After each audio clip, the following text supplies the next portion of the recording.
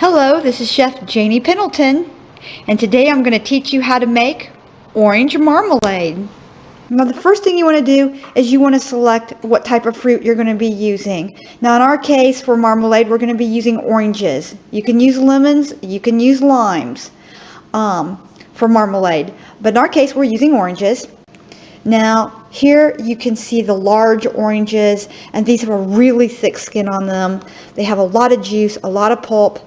These work just fine, and as a matter of fact, when I'm cutting up smaller oranges, I like to take some of the peelings off the thicker oranges just to give me more flavor. You get more of the flavor from the oranges from the skin if you use a larger, thicker peel. Just cut off some of the white and be sure and use some of that pith. Get rid of it and just make sure you use the thicker skin itself. Now also you can use these small cuties, and you'll see here I've cut one in half to show you this, how thin the skin is on this. It's very thin. It's mostly pith. So in this case you just want to cut these up. Now when you're also selecting fruit, you don't want to select fruit that has bad spots in it, especially since we're going to be using the rind. Okay, so be sure and check and get fresh fruit. Only use the best of the best when you are preserving. That's with strawberries, blueberries, raspberries, anything. Use the best of the best.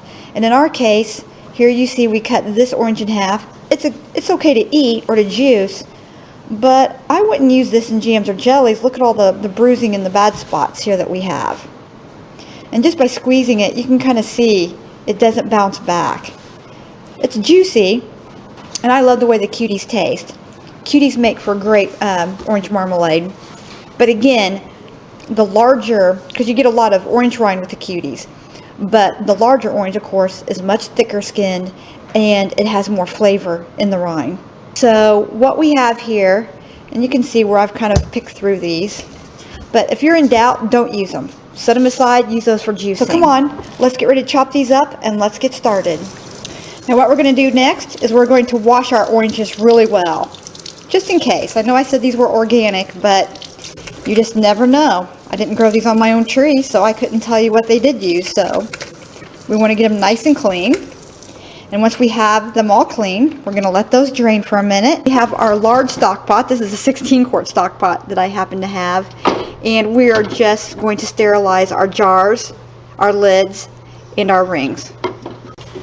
And be sure and give these a turn. If they got air bubbles in it, flip them over. The steam will clean them, but you'll want to simmer these for about 10 to 15 minutes. Now, once these have simmered for 10-15 minutes, just shut off the heat and leave them in the water bath until you're ready to use them.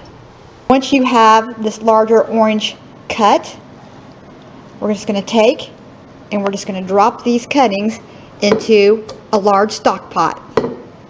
And then we're going to start cutting on the smaller oranges, and we're going to julienne these as well. And remember, you want to use it all. You can get rid of this little thicker part here and the little stem, but the rest of it we're going to keep. Okay? I'd also like to mention that these oranges are seedless. So if you have seeds, you'll want to get rid of those. Okay? But since these are not, I've still went through and double checked, because sometimes even a hybrid might have 1 or 2 seeds. And so far, so good.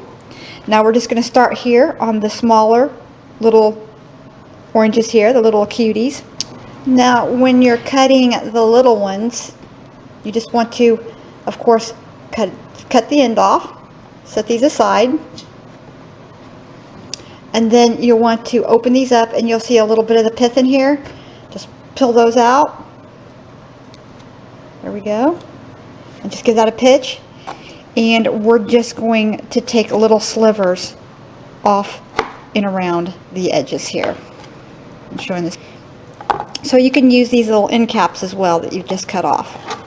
And we just throw that into our pot with the rest of our oranges that we have sliced up. Okay?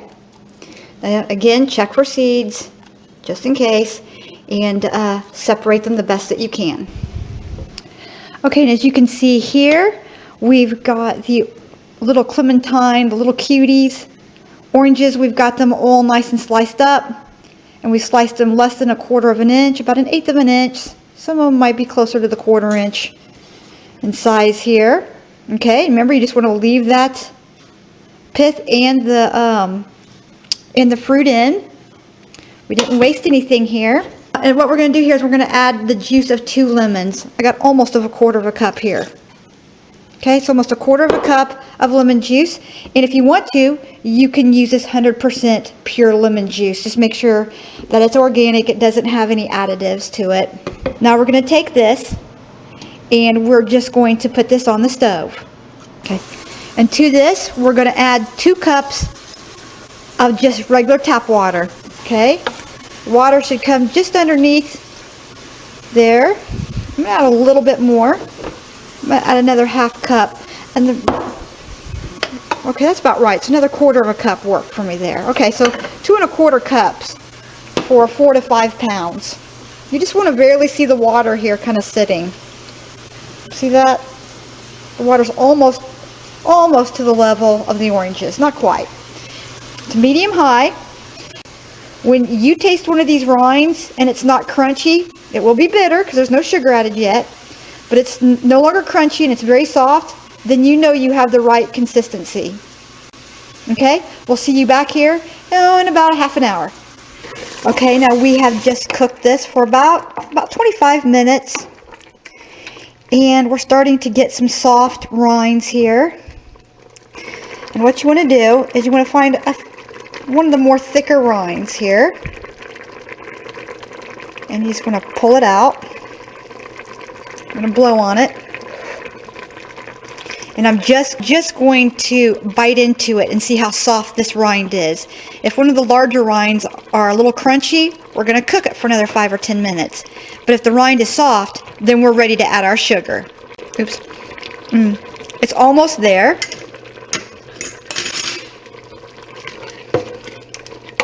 So we're just going to go ahead and continue to cook this for another few minutes. Not much longer. The smaller rinds are done. Once we have the peel softened, and when we bite into one, it's nice and tender. There's no crunchiness left to it, and it's not too tough. We're going to add 4 cups of sugar. Again, that's 4 cups of sugar. And remember to keep this at the boiling point while you're blending in each cup of sugar.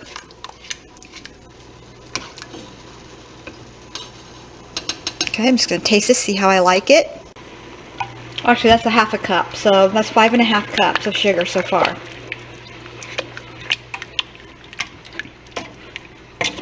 Be careful, we don't want to boil this so hard that it pops out on you.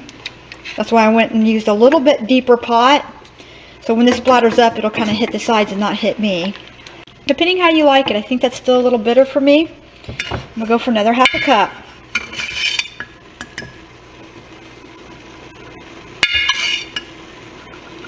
Okay, that makes it 6 cups of sugar altogether.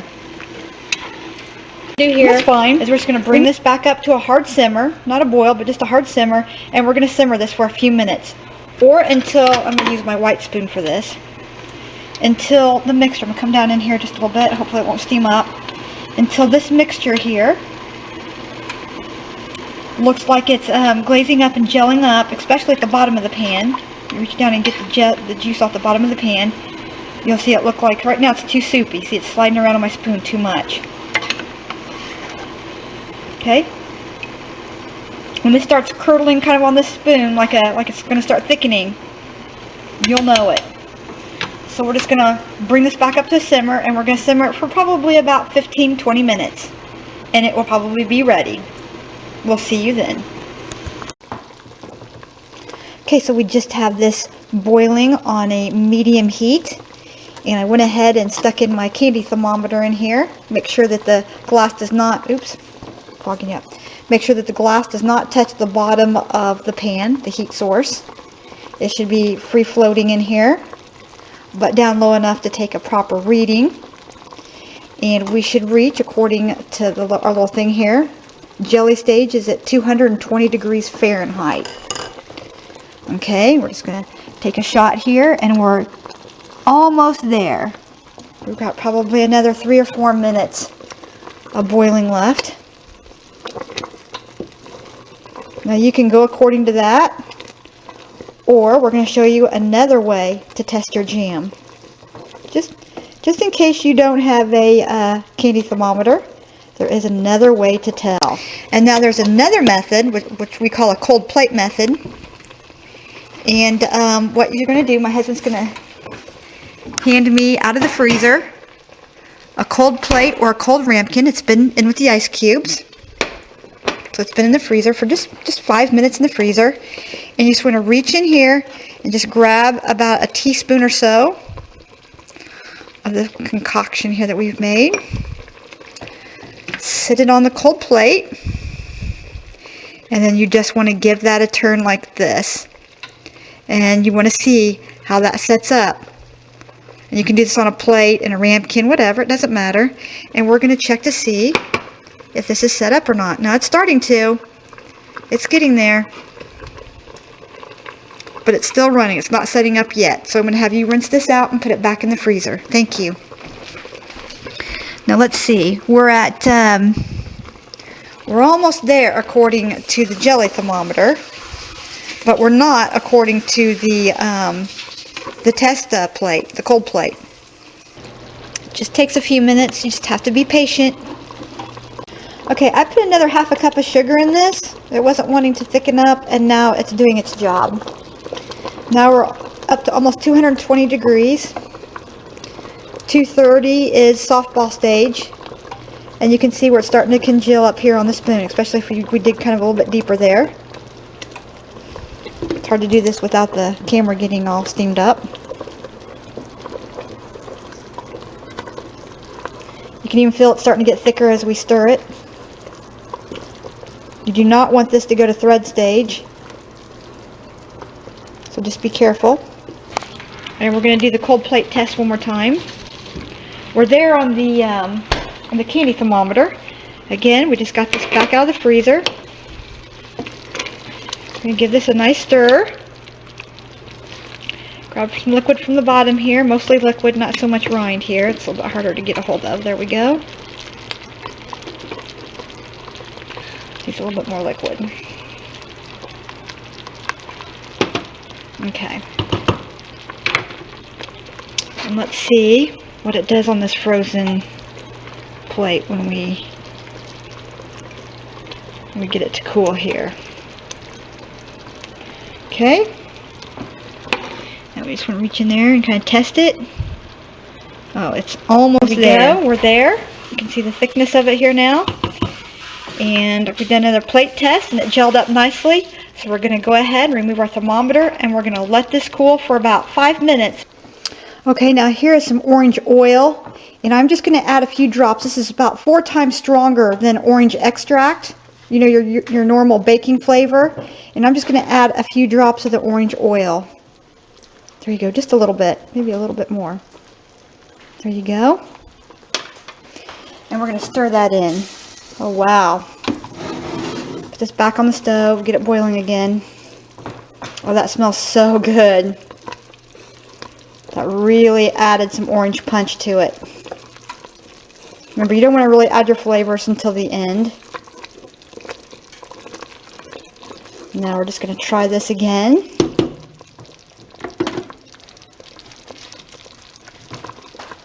Oh, wow. That's exactly what it needed. Now it tastes like Smucker's version of it. Remember, if you have a little bit of bitterness in it still and you don't want to add more sugar, use a little bit of the orange oil. Okay? Now this part's going to shock you, but I'm actually going to put a little bit, I mean, it's got a nice orange color to it, and I don't have to do this, but for storage reasons, I'm adding a couple of drops of yellow food coloring, and I'm going to add 1 drop of red. And I'm just going to add 1 drop of red. And let's see how that does. I want to darken this up just a little bit. Look at that. You see that? 1 drop. And look at that nice deep dark color we got. And during storage, this right here will help. It'll help its color. But look at that nice orange color now that we have. I'll use a white spoon so you can see it a little better. Look at the coloring. I know that's cheating, but during storage things kind of seem to fade or even darken, but this helps keep its color. Now at this stage, you could also put some of these cherry crayon raisins in and have some cranberries in your marmalade. That's really good. Some raisins would be good. I'm going to do 1 jar with the cranberries, and I'm also going to do a jar with a little bit of the anise. Just a couple of drops of anise extract, which has a little bit of a licorice taste. But those are just things I'm going to do to it. You know, don't limit yourself to just orange marmalade. You know, there's pineapple marmalade, there's lime marmalade, and there's lemon marmalades. And again, add a few raisins or some cranberries to that. And finish cooking it off for the last 5 minutes of cooking. Let those cranberries swell up.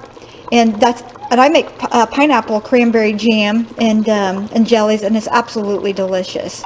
We're going to let this sit for about 5 minutes off the heat. And now I'm going to add a half a package of Sure-Gel. You can add the whole package if you like. I'm just adding a half a package. You don't have to add this stuff at all. But I just want to make sure that my Sure-Gel, I just want to make sure that my jam sets. I like a thicker jam, so. And it may take a couple of weeks for marmalade to set. That's alright. And now what we're going to do is we're going to bring this back up to a boil on a medium-high heat. Okay, I can turn those off now. They're ready. Okay, we're just going to bring this back up to a boil, and we're going to boil this for 1 minute. And you can use the whole package if you like. And again, you don't have to use it at all. But I like the flavor that it gives it. Sweetens it up a little bit more. Gives it a nice citrus scent to it. Okay, we're just going to bring this up to a boil. And we're going to boil this for 1 minute. Remove it from the stove. Okay, now we've even put this in the water because we want this sterile as well. Anything that touches the jars. And remember, hot jam or hot marmalade or any kind of hot stuff should always go in the hot jars. And we're just going to fill this up till we've got about a 1/2 inch headspace. Okay.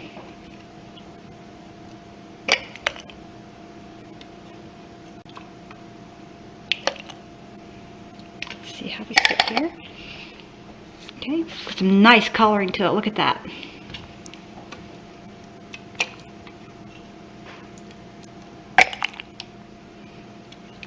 A little more, and probably some jelly-sized jars probably would have been fine here. Back to the next one. And I just want to show you the coloring on that. Isn't that beautiful? Now we're just going to go ahead and fill up the rest of the jars, and I'll be right back. Okay, we have them all filled up. And like I said, you want to give it about a 1/2 inch headspace here. These right here I'm actually going to put in the freezer. You can can these up and water bath can them. You can just, if the mixture's hot enough and the jars are hot enough, which is really hard to get it to do right, you can just let these automatic just seal down and pop.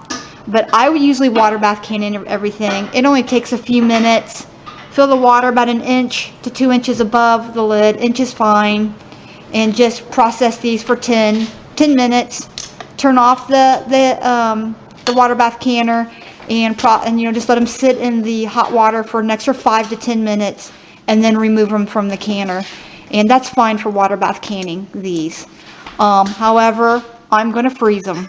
I freeze all of my jams, and I've got a whole refrigerator full of strawberries and different types of jams that I've made. So I mean, I have the freezer room, so that's why I do it. But see, it's already starting to set up. This is why I put in the Sure-Gel. And again, you don't have to, but look at this. It's already setting up. Take a damp, clean rag, and you want to clean off your edges really well. Make sure that there's nothing on there. Then you want to run your finger here under some water, and you just want to give your finger a run over this before you put on the lids. This just helps ensure a nice seal. I've been canning for almost 30 years, and I'm telling you, I probably have only maybe had 2 or 3 things ever not can up for me. I think last year we canned up 52 pints of just sweet pickles. When you're done screwing on the bands, you'll just want to set these aside, and you're going to let these cool for 24 hours. This is Chef Janie Pendleton, and I hope you've enjoyed how to make my orange marmalade. Enjoy.